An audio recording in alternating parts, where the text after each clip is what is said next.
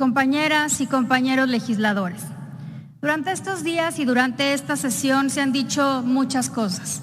Por eso agradezco que se haya elegido como tema de la agenda política este tema, porque me da la oportunidad de dar respuesta. Nada más alejado de la verdad que yo actué en uso de mis atribuciones de forma partidista y que he faltado a la imparcialidad y a la institucionalidad a la que estoy obligada al haber acudido a la Suprema Corte de Justicia de la Nación para pedirle que revise la constitucionalidad del acuerdo que emitiera el Poder Ejecutivo el pasado 11 de mayo para desplegar nuevamente a las Fuerzas Armadas para auxiliar en tareas de seguridad pública. Nada más alejado de la verdad, porque no hay mayor institucionalidad que acudir al órgano del Estado designado para ello cuando hay razones fundadas que ponen en duda el cumplimiento de lo que todas y todos votamos y el respeto a las competencias de la Cámara de Diputados. No hay nada de partidista, ni de desleal, ni de abusivo en cumplir con mi obligación como presidenta de la Cámara de Diputados, tal y como lo he hecho siempre. Lo hice cuando, aún en contra de un buen número de compañeros de mi propia bancada, convoqué y presidí la sesión en la que se aprobó el presupuesto de este año porque era mi obligación institucional.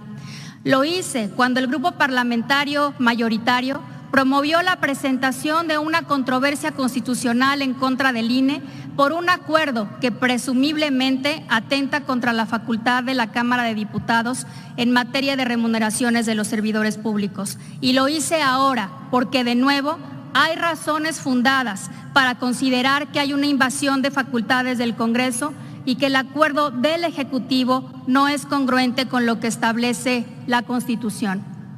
En cuanto a la facultad que tiene el presidente o presidenta de la Cámara de Diputados para interponer controversias constitucionales por sí, sin requerir consenso de los grupos parlamentarios ni aprobación del Pleno, la ley y el reglamento son claros.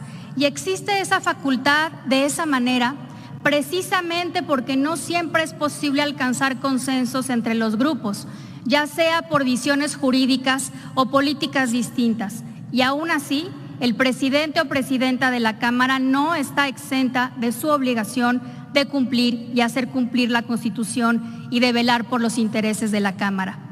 Aún así, antes de la presentación de la controversia, hablé con 7 de 8 coordinadores de grupos parlamentarios, incluyendo el del grupo mayoritario, para exponerles mis razones para presentar la controversia.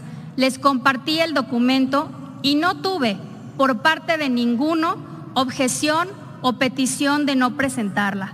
Por eso, extraña que se repita una y otra vez que no haya conversado sobre esto con la y los coordinadores parlamentarios. Pero el debate, compañeras y compañeros, no debería ser sobre si la presidenta de la Cámara pidió o no pidió permiso a la Jucopo o a la mayoría para que pida que se revise si se está cumpliendo con la Constitución o no.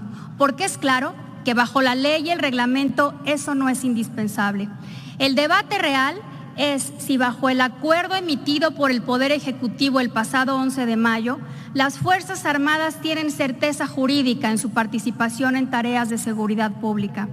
Ciertamente, el constituyente permanente facultó al Poder Ejecutivo para desplegar a las Fuerzas Armadas a fin de realizar tareas de seguridad pública, pero también determinó cómo debe hacerlo, al establecer 5 parámetros retomados de la sentencia del caso Alvarado Espinosa, emitida por la Corte Interamericana de Derechos Humanos, y de la propia sentencia de la Suprema Corte de Justicia de la Nación, que declaró inconstitucional la Ley de Seguridad Interior.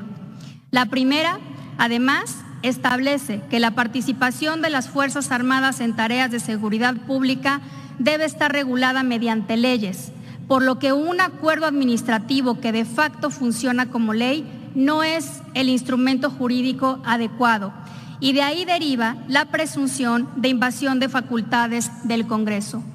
Debe ser el que, como dijo la CNDH el domingo pasado, emite una ley que regule el régimen transitorio de la reforma constitucional para la participación de las Fuerzas Armadas en tareas de seguridad pública. La preocupación sobre la constitucionalidad del acuerdo del Poder Ejecutivo no es de Laura Rojas. Fue expresada por la CNDH el pasado 13 de mayo, 2 días después de haberse emitido el acuerdo. Y cito: en opinión de esta Comisión Nacional de Derechos Humanos, el acuerdo por el que se dispone de la Fuerza Armada Permanente para llevar a cabo tareas de seguridad pública de manera extraordinaria, regulada, fiscalizada, subordinada y complementaria es insuficiente respecto a la determinación del contenido de los términos extraordinaria, fiscalizada, subordinada y complementaria, con lo que se falta al principio de certeza jurídica, pues no se tiene claridad sobre los supuestos en los cuales cabría la actuación de la Fuerza Armada. Por su parte, la Oficina del Alto Comisionado para los Derechos Humanos de la ONU también se manifestó en relación a que la condición extraordinaria en el acuerdo no está suficientemente desarrollada, ya que establece una relación de coordinación entre las autoridades civiles y militares en vez de una de subordinación como lo establece la Constitución. Lo mismo respecto a que la fiscalización de las Fuerzas Armadas será hecha por las propias Fuerzas Armadas a través de los órganos internos de control de sus dependencias, en lugar de por órganos civiles independientes y técnicamente competentes. Las mismas consideraciones nos hicieron llegar un grupo de 17 organizaciones de la sociedad civil, en su mayoría de izquierda, compañeras y compañeros, encabezadas por Amnistía Internacional, y 39 de los juristas más destacados del país, del CIDE, la UNAM, Flaxo, el ITAM, la Universidad Iberoamericana, la Universidad de Arizona y la Universidad de Georgetown, quienes expresamente solicitaron a la Jucopo y a mí, en mi calidad de presidenta de la Cámara, la presentación de la controversia. Así que, compañeras y compañeros, mi decisión de ninguna manera fue arbitraria, sino sólidamente fundada en la ley y en la razón. Y no se trata de agraviar a nadie, ni al presidente, ni a ninguna mayoría. No se trata de obstaculizar, sino de darle a las Fuerzas Armadas lo que han pedido durante 10 años, certeza jurídica.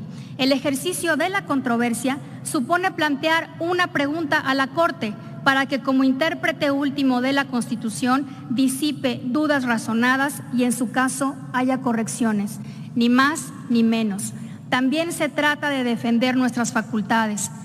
No deberíamos usar doble rasero para decidir presentar una controversia en contra del INE o en contra del Poder Ejecutivo solo porque se trata del Poder Ejecutivo.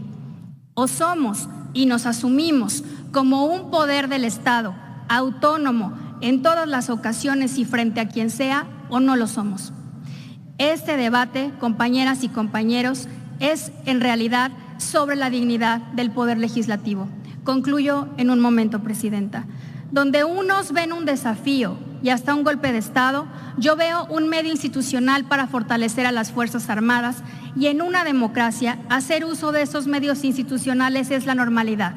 El propio presidente López Obrador lo dijo hace un par de días: no debemos alarmarnos, son los procedimientos establecidos. Y así que la Corte decida es lo mejor en este caso. Y mientras tanto, los invito a trabajar juntos en la construcción de una ley que regule la participación de las Fuerzas Armadas en tareas de seguridad pública y les dé finalmente un marco jurídico robusto como lo necesitan y lo merecen. Muchas gracias.